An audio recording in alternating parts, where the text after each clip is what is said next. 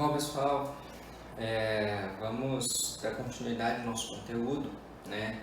Completando o nosso caderno e continuando a nossa unidade 2. Para tanto, a gente vai agora estudar um pouquinho sobre alguns casos particulares quando a gente tem a lei da função e a gente quer descobrir quais são os valores possíveis para a nossa variável independente, para o nosso x, para que essa função exista, né?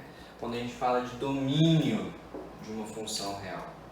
Então, se a gente lembrar dos conceitos introdutórios, o que é o domínio de uma função? O domínio de uma função são os valores disponíveis para a entrada da máquina.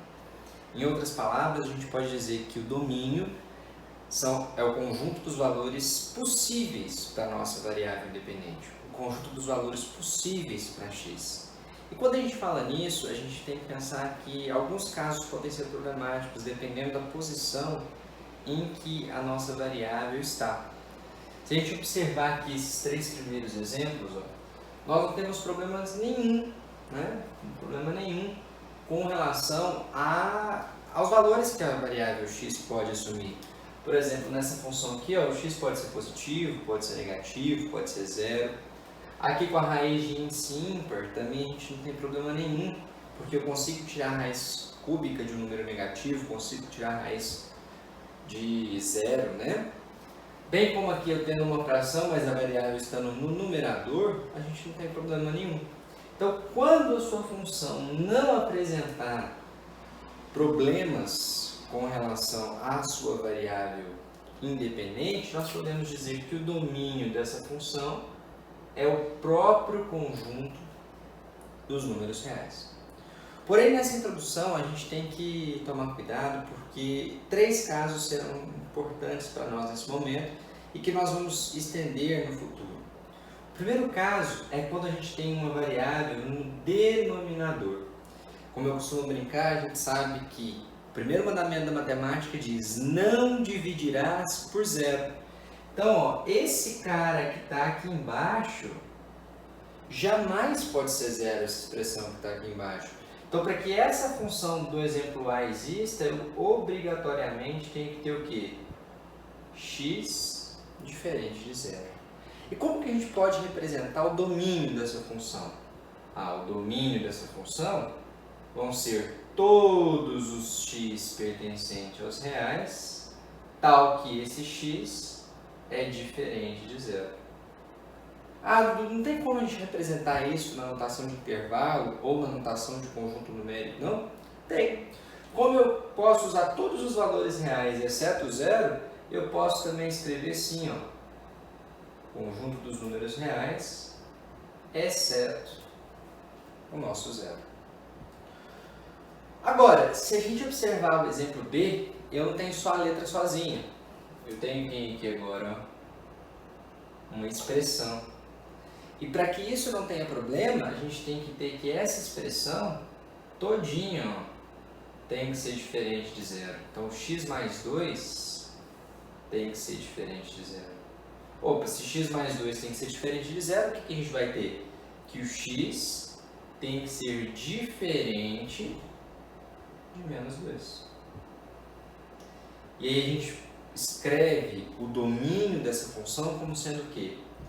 Todo x pertencente aos reais, tal que o x é diferente de menos 2. Ou, na notação de conjunto numérico, a gente pode escrever que são todos os reais, exceto quem?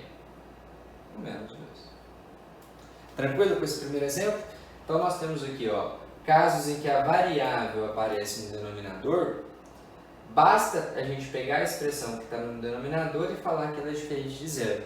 Observa que se eu tivesse qualquer coisa aqui em cima, uma variável solta aqui em cima, ela não iria influenciar no domínio, uma vez que volta no exemplo inicial. Um segundo caso que a gente tem que tomar cuidado é quando a gente tem variável dentro de raiz com índice par, seja raiz quadrada, raiz quarta, raiz sexta. Nós sabemos que em reais a gente não pode tirar a raiz quadrada de número negativo, muito menos de uma expressão que venha a ser negativa. Então, nesse caso aqui do nosso exemplo, essa expressão que mora dentro da raiz, ela jamais vai poder ser negativa, se eu estiver dentro do conjunto dos números reais. No entanto, ela pode ser zero, porque raiz de zero existe. Então, o que a gente vai ter? Para que essa função exista, basta que o x mais 4 seja maior ou igual a zero. Mais 4 pula para lá, menos 4. Então, a gente vai ter que o x é maior ou igual a quanto? Menos 4. E aí, quem vai ser o domínio dessa nossa função? Vão ser todos os x pertencentes aos reais, tal que o x é maior ou igual a menos 4. Ou na notação de intervalo, a gente pode escrever o quê? Que é fechado em menos 4 até o mais infinito. Agora, podem existir casos em que, além de ter variável dentro de raiz, a gente tem essa raiz no denominador. Então, o que vai acontecer? Ele não pode ser negativo e nem pode ser zero. Essa expressão aqui, ó, ela não pode nem ser negativa por estar dentro de uma raiz de índice par e nem pode ser zero porque ela está no denominador. Então, para que essa função exista, o que a gente vai ter que ter? X menos 1 somente positivo, maior do que zero. Então, a gente vai ter x maior que 1. E, para a gente representar esse domínio, como é que a gente pode escrever? A gente pode escrever na notação de conjunto, x pertencente aos reais, tal que x é maior do que 1, ou escrever na notação do intervalo, ó, aberto em 1 até o mais infinito. Tudo bem? Agora, podem ter casos um pouco mais complexos, em que a gente tem que fazer duas análises, tanto no numerador quanto no denominador. Então vamos observar esses dois outros exemplos que nós temos aqui. Na letra A, eu tenho letra em cima e letra embaixo. Só que em cima a minha expressão está dentro de uma raiz cúbica. Raiz cúbica pode ser qualquer coisa, pode ser número negativo, pode ser zero. Então acaba que o meu único problema passa a ser a expressão de baixo, nesse caso. E por estar embaixo, por estar no denominador, o que a gente tem que ter? Que essa expressão aqui, ó, tem que ser diferente de zero. E por estar dentro de uma raiz quadrada de índice par, ela tem que ser positiva. Então, nesse caso, basta que x mais 2 seja maior que zero. Ou seja, o x tem que ser maior que menos 2. Fazendo com que o domínio dessa nossa função seja o quê? X pertencente aos reais, tal que x é maior que menos 2. Ou que o domínio vai ser quem? Aberto em menos 2 até o mais infinito. O caso mais complexo que pode aparecer para a gente nesse momento é quando a gente tem raiz de índice par no numerador e no denominador. Nesse caso, a gente tem que fazer duas análises. Uma análise para o numerador, que nesse caso o número pode ser qualquer coisa maior ou igual a zero. Então a gente vai ter que o x é maior ou igual a menos 1.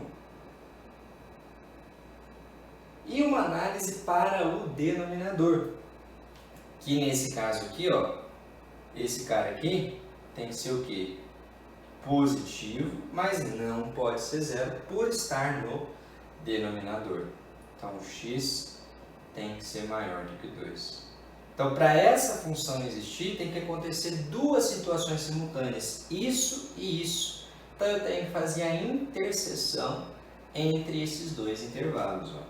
Então, se a gente pegar o primeiro intervalo, fechado em menos 1 para frente, e o segundo intervalo, aberto em 2 para frente, quem vai ser a interseção entre esses dois caras? Vai ser só o que repete tanto no intervalo de cima quanto no intervalo de baixo.